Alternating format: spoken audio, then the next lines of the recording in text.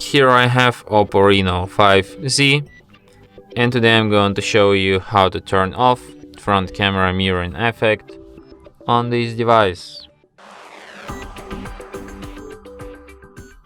So to do this, firstly you have to open camera, then switch to the front camera, and like just for an example, let's take one photo with this feature enabled.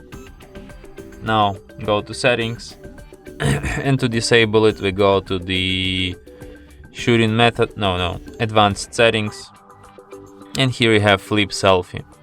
So you just disable it like this. Now let's take another photo, and as you can see on this one we have lightning on the right side and this one on the left side. Basically these photos are mirrored. And that's it.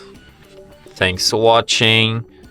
If you find this tutorial useful, don't forget to hit that like button and subscribe to our channel.